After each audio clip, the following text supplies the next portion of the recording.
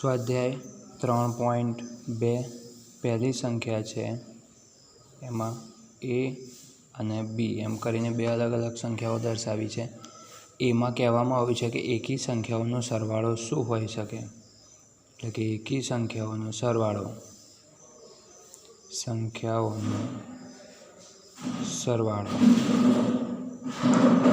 તો શું એકી સંખ્યા હોય કે બેકી સંખ્યા હોય? તો આપણને ખબર છે કે એકી સંખ્યાઓનો સરવાળો બેકી સંખ્યા હોય. ઉદાહરણ સ્વરૂપે આપણે જોઈએ બે અલગ અલગ ઉદાહરણ લઈશું, અલગ અલગ એકી સંખ્યાઓને લઈને એનો સરવાળો કરીશું, જોઈશું પરિણામમાં શું મળે છે. પહેલું ઉદાહરણ લઈએ તો 3 + 5. બીજું ઉદાહરણ લઈએ 11 + 7. અહીં 3 એ પણ એકી સંખ્યા છે, 5 એ પણ એકી સંખ્યા છે. હવે આ બેનો સરવાળો કરીએ. 5 + 3 તો 8. પરિણામ મળ્યું 8. તો 8 એ કેવી સંખ્યા છે? બેકી સંખ્યા. બીજું ઉદાહરણ 11 + 7. તો 11 ને 7 18. 18 એ કેવી સંખ્યા છે? બેકી સંખ્યા.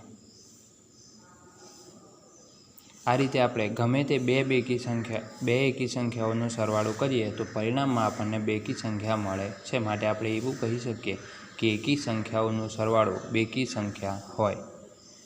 બીજું ઉદાહરણ છે બેકી સંખ્યાઓનો સરવાળો શું થાય? બેકી સંખ્યાઓનો સરવાળો શું થાય?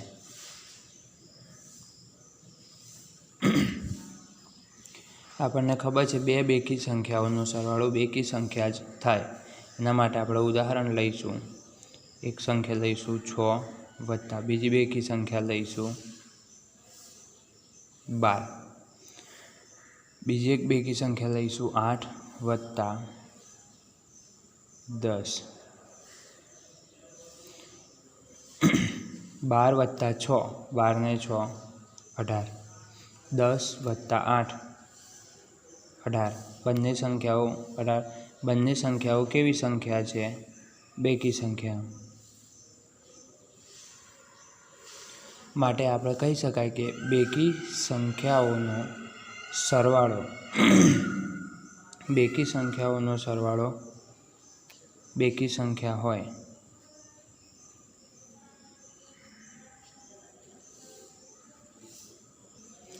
આગળ છે ખરા ખોટા. નીચેના વિધાનો ખરા છે કે ખોટા તે જણાવવાનું છે. જેમાં પહેલું વિધાન છે કે 3 એકી સંખ્યાઓનો સરવાળો બેકી સંખ્યા છે. 3 એકી સંખ્યાઓનો સરવાળો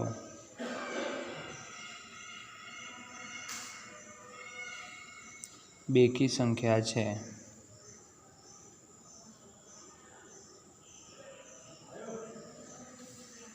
તો આ વિધાન ખોટું છે, કારણ કે બે એકી સંખ્યાઓનો સરવાળો કરો તો જ પરિણામમાં બેકી સંખ્યા મળે. પણ જો એકી સંખ્યાઓ 3, 5, 7, 9 એવી ગણતરીમાં હોય તો આપણને પરિણામમાં એકી સંખ્યા મળે છે. માટે આ વિધાન ખોટું છે. જો ઉદાહરણ જોવું હોય તો આપણે કરીએ 3 + 5 + 7.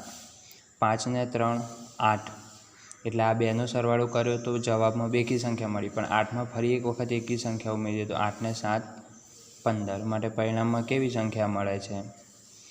એકી સંખ્યા મળે છે. માટે જો 3 એકી સંખ્યાઓનો સરવાળો કરીએ તો બેકી સંખ્યા મળે એ વિધાન ખોટું છે.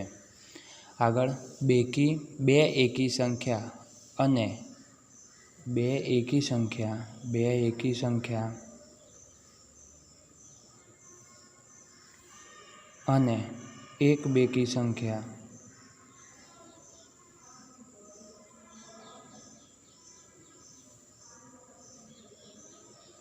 નો સરવાળો બેકી સંખ્યા છે. આ વિધાન સાચું છે, કારણ કે આ વિધાન શું કહેવા માગે છે કે બે એકી સંખ્યા અને એક બેકી સંખ્યાઓનો સરવાળો જો આપણે કરીએ તો પરિણામમાં બેકી સંખ્યા મળે. સાચું છે, કારણ કે બે એકી સંખ્યાઓ આપણે લઈએ 3 વત્તા 5 વત્તા એમાં એક વખત બીજી કોઈ ગમે તે બેકી સંખ્યા ઉમેરવાની છે, આપણે ઉમેરીએ 2. 5 ને 3 8 વત્તા 2 કરીએ તો 10. 10 એ કેવી સંખ્યા છે? બેકી સંખ્યા, માટે આ વિધાન સાચું છે. આગળ છે 3 એકી સંખ્યાઓનો ગુણાકાર એકી સંખ્યા છે. 3 એકી સંખ્યાઓનો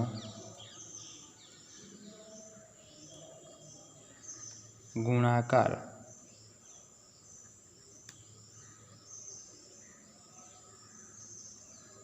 એકી સંખ્યા છે. આ વિધાન સાચું છે. જો ઉદાહરણ સ્વરૂપે આપણે સમજીએ તો 3 ગુણ્યા 5 3 તારી 9 9 પંચા 45 કેવી સંખ્યા મળી આપણને? એકી. બીજું ઉદાહરણ લઈએ 3 ગુણ્યા 5 ગુણ્યા 7 3 ગુણ્યા 5 તો 15 ગુણ્યા 7 બરાબર 105. આ સંખ્યા પણ કેવી મળી? એકી સંખ્યા. માટે આપણે એવું કહી શકીએ કે 3 એકી સંખ્યાઓનો ગુણાકાર એકી સંખ્યા હોય. આગળ ચોથું વિધાન, જો બેકી સંખ્યાને 2 વડે ભાગવામાં આવે તો ભાગાકાર હંમેશા એકી સંખ્યા હોય. જો બેકી સંખ્યાને 2 વડે ભાગવામાં આવે તો ભાગાકાર હંમેશા એકી સંખ્યા હોય.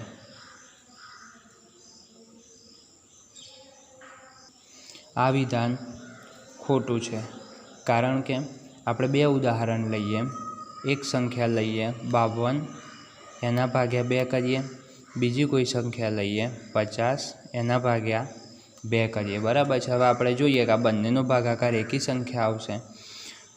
52 ભાગ્યા 2 કરીશું એટલે કે 52 ને 2 ભાગીશું તો જવાબ મળશે 26.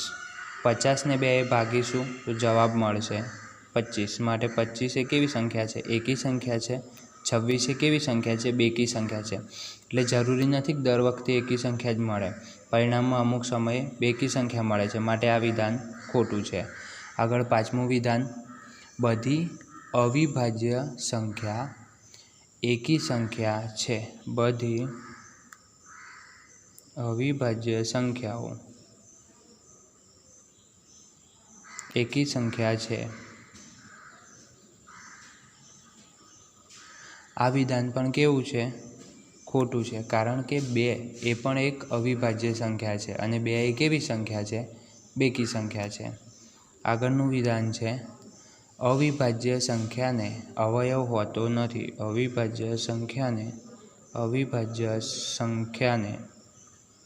અવયવ હોતો નથી. આ વિધાન પણ ખોટું છે. અવિભાજ્ય સંખ્યાને અવયવ હોય છે, પણ કેટલા હોય છે? 2 હોય છે. ઉદાહરણ સ્વરૂપે આપણે લીધી કોઈ અવિભાજ્ય સંખ્યા 3, તો 3ના અવયવ કયા છે? 1 અને 3. આગળનું વિધાન આપણી પાસે છે 2 અવિભાજ્ય સંખ્યાઓનો સરવાળો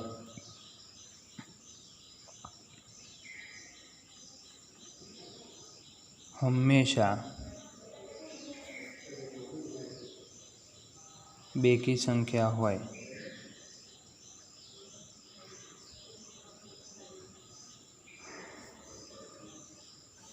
આ વિધાન ખોટું છે, કારણ કે જરૂરી નથી કે 2 અવિભાજ્ય સંખ્યાઓનો સરવાળો કર્યો તો આપણને જવાબમાં બેકી સંખ્યા જ મળે. ઉદાહરણ સ્વરૂપે આપણે લઈએ 2 વત્તા 3, બંને અવિભાજ્ય સંખ્યા છે. 2નો સરવાળો કર્યો તો પરિણામમાં આપણને મળ્યા 5. તો 5 એ કેવી સંખ્યા છે? એકી સંખ્યા છે. આગળનું વિધાન છે 2 એ એકમાત્ર બેકી અવિભાજ્ય સંખ્યા છે. 2 એ એકમાત્ર બેકી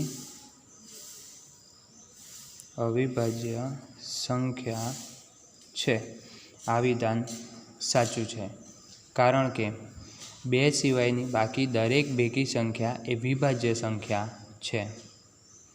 આગળનું વિધાન બધી બેકી સંખ્યા વિભાજ્ય સંખ્યા છે। બધી બેકી સંખ્યા વિભાજ્ય સંખ્યા છે। આ વિધાન ખોટું, કારણ કે બધી બેકી સંખ્યાઓ વિભાજ્ય સંખ્યા નથી, જેમાં અપવાદ સ્વરૂપે 2 કે 2 એ બેકી સંખ્યા છે પણ એ અવિભાજ્ય સંખ્યા છે। આગળનું વિધાન બે બેકી સંખ્યાઓનો ગુણાકાર હંમેશા બેકી સંખ્યા હોય છે। બે બેકી સંખ્યાઓનો ગુણાકાર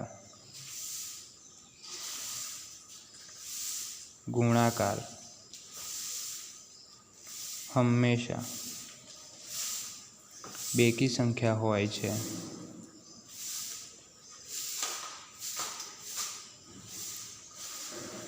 આ વિધાન સાચું છે।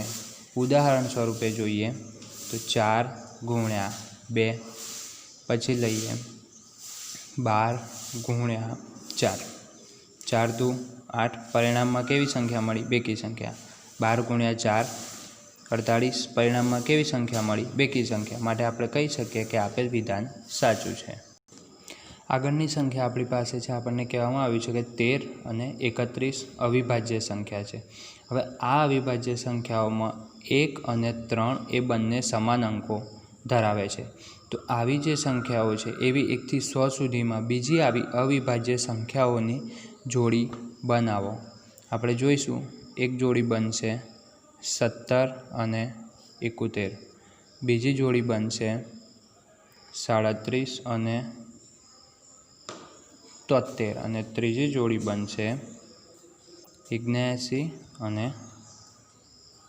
97। આગળ બીજી સંખ્યા આપી છે કે 20 થી નાની અવિભાજ્ય અને વિભાજ્ય સંખ્યાઓ લખો।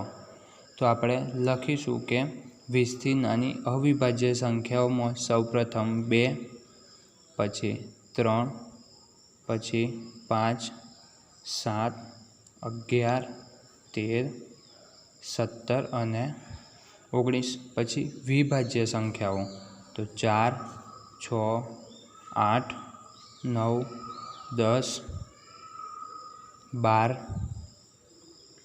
14, 15, 16 અને 18। આ થઈ 1 થી 20 સુધીમાં અવિભાજ્ય અને વિભાજ્ય સંખ્યાઓ।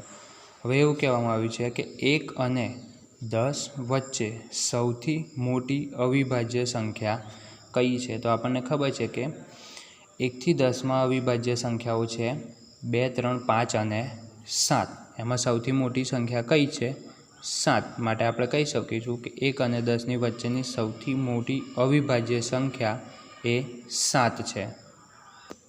આગળની સંખ્યા છે કે નીચેની સંખ્યાઓને બે એકી અવિભાજ્ય સંખ્યાના સરવાળા સ્વરૂપે દર્શાવો। જેમાં પહેલી સંખ્યા છે 44, તો એમાં બે અવિભાજ્ય સંખ્યાઓના સરવાળા સ્વરૂપે દર્શાવી હોય તો 3 વત્તા 41, પછી છે 36, તો 5 વત્તા 31, ત્યારબાદ છે 24, તો 5 વત્તા 19, છેલ્લી સંખ્યા છે 18, તો 5 વત્તા 13, 13 ને 5 18, 19 ને 5 24, 31 ને 5 36, 41 ને 3 44। આ રીતે આપણે એમને દર્શાવી શકીએ છીએ। આગળની સંખ્યા છે અવિભાજ્ય સંખ્યાની 3 જોડી આપો જેનો તફાવત 2 હોય। પહેલી અવિભાજ્ય સંખ્યાની જોડી આપણે લખીશું 3 અને 5, એનો તફાવત 2 છે। 3 વત્તા 2 કરીએ તો 5 થાય। આગળ છે 5 અને 7, અને બીજી એક જોડી છે 11 અને 13। ત્યારબાદ છે કે નીચેનામાંથી કઈ સંખ્યા એ અવિભાજ્ય સંખ્યા છે? આપણને 4 સંખ્યાઓ આપી છે 23, 51, 37 અને 26। તેમાં 51ના અવયવો જોઈએ તો 1, 51, પછી બીજું થાય 3 અને 17, માટે આ વિભાજ્ય સંખ્યા છે। એવી જ રીતે 26 છે, 26 પણ વિભાજ્ય સંખ્યા છે। તો અવિભાજ્ય સંખ્યાઓ કઈ થાય? એક તો 23 અને બીજી 37। આ બે અવિભાજ્ય સંખ્યાઓ છે। આગળ આપણને કહેવામાં આવ્યું છે કે 100 કરતાં નાની ક્રમિક 7 વિભાજ્ય સંખ્યા લખો કે જેમની વચ્ચે કોઈ પણ અવિભાજ્ય સંખ્યા ના આવે. તો આપણે લખીએ 90, 91, 92, 93, 94, 95 અને 96. આ બધી જ વિભાજ્ય સંખ્યાઓ છે. ક્રમિક એટલે એક ક્રમમાં છે. આમની વચ્ચે કોઈ અવિભાજ્ય સંખ્યા છે નહીં.